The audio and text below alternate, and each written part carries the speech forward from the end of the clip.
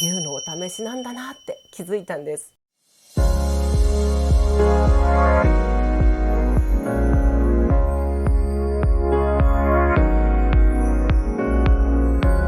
はい、皆様こんにちは。大福まめこです。いつもご視聴ありがとうございます。週末にアップした龍のショート動画、皆さん見ていただけましたか？今回は龍のことについてもう少し詳しくお話ししてみようと思います。このチャンネルでは引き寄せの法則や願った以上に願いが叶う宇宙からのギフトを受け取る方法など、幸せになるためのスピリチュアルについて分かりやすくお話ししています。グッドボタンとチャンネル登録、そして通知のベルボタンもよろしくお願いいたします。X や Instagram、TikTok も始めました。フォローをよろしくお願いいたします。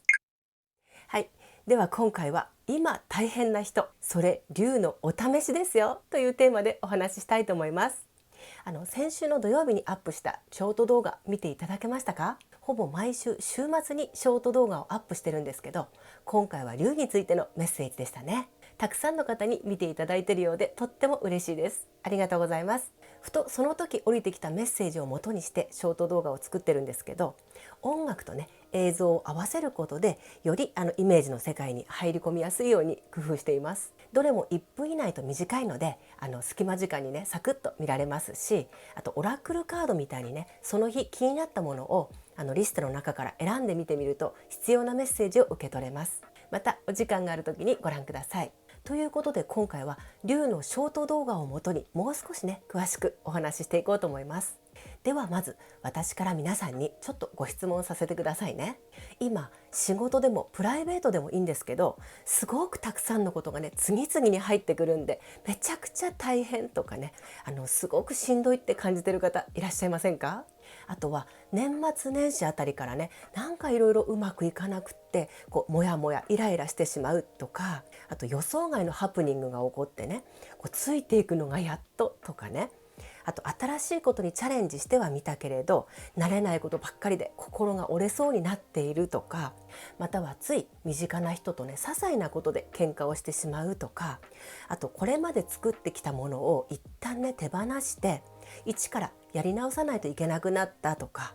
そういった大変な思いをしてらっしゃる方いませんか？こんな感じでね、なんか今わからないけどめっちゃしんどいとか、もう大変忙しいってね感じてる方結構いらっしゃると思うんですよ。これ実はね龍のお試しが来ているサインなんです。早い人はもう年末年始ぐらいからね感じてるんじゃないかなと思います。でコメントとかねSNS のフォロワーさんたちを見てても結構いらっしゃるんですよね。でね実は私もなんですよ。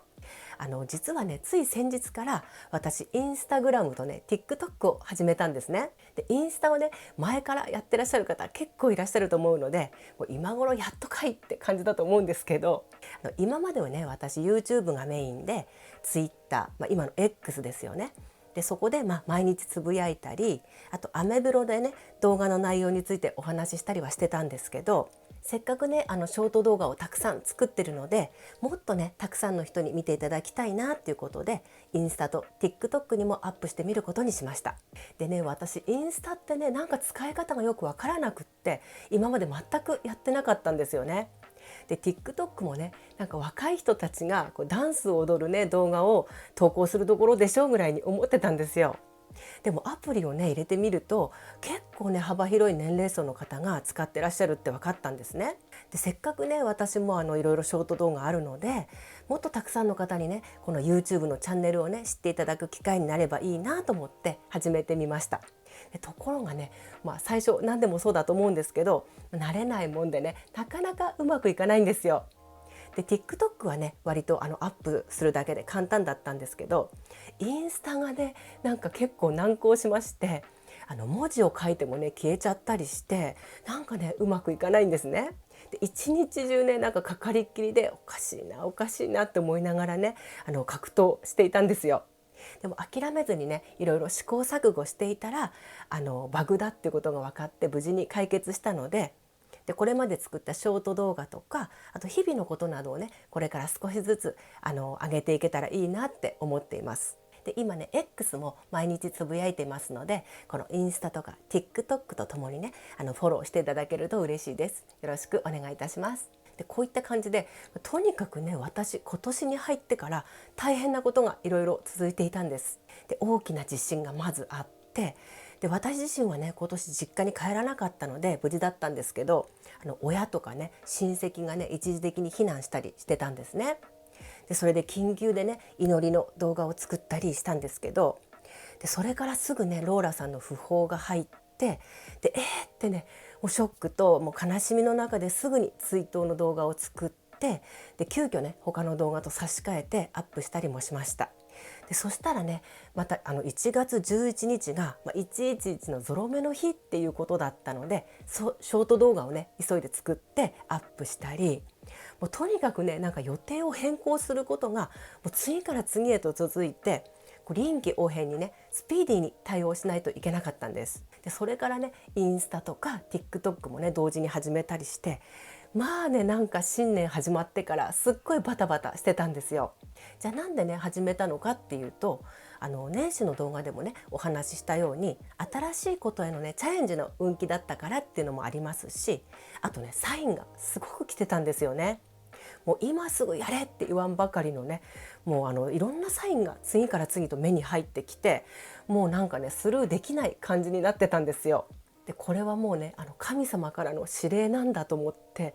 なんかよくわからないけどとりあえず始めてみようって思ったんです。でそしたらまあねもともと機械音痴だし IT 音痴なもんで、もう初期設定だけでヘトヘトになったんですよ。でもこれはね全部龍のお試しなんだなって気づいたんです。でね元日にアップした動画でもお話ししたんですけど、龍ってとにかくねスピード感とか行動力、実行力のある人が好きで、そういう人を応援してくれるんですね。ですから今私たちはね試されているんですよ。で新年早々次々とね課題を与えていろいろな体験をさせてね、スピーディーに流れに乗っていけるのか、でまた諦めずに進み続けられるのか、で願いを叶えたいんだったらどこまで本気なのか、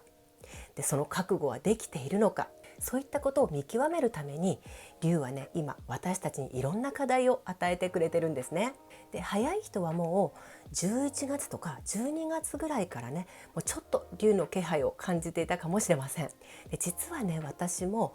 どうしてもね呼ばれている気がして、11月の末にね日光へ行ってきたんですね。で華厳の滝に行ったんですよ。で今思うとねあそこって龍の住処って言われてるじゃないですか。であとね私がねこの龍の存在を感じられるようになったのは実はね3年ぐらい前かな、江ノ島神社に行ってからなんですね。でもね今またどうも呼ばれている気がするので、近々行ってこないといけないなって思っています。ですから今この時期はね龍のお試し期間なので、大変なのはねむしろ喜ばしいことなんですよ。見込みがあるってね思われてる証拠ですからね。ですからショート動画でもねお話ししたように、何があってももう龍の背中に食らいついていくんだっていうぐらいの気持ちでね諦めないことが大事なんです。じゃあ気になるのはねこの大変なのがいつまで続くのかということですよね。私は3月20日の春分の頃というのがねまず一つの目安になるのかなって思っています。で春分の日っていうのは昼と夜の長さがほぼ同じになる日で、スピリチュアル的に見るとねここからスタートして秋分の日まで坂をね登っていく感じなので、この春分をね本当のお正月ってする見方もあるんですね。で太陽が十二星座の始まりのねお羊座に入ることから宇宙元旦とも言われています。あと1月21日から冥王星がね水亀座に入った影響もあると思います。でこの冥王星の水亀座入りというのは240年ぶりだそうで、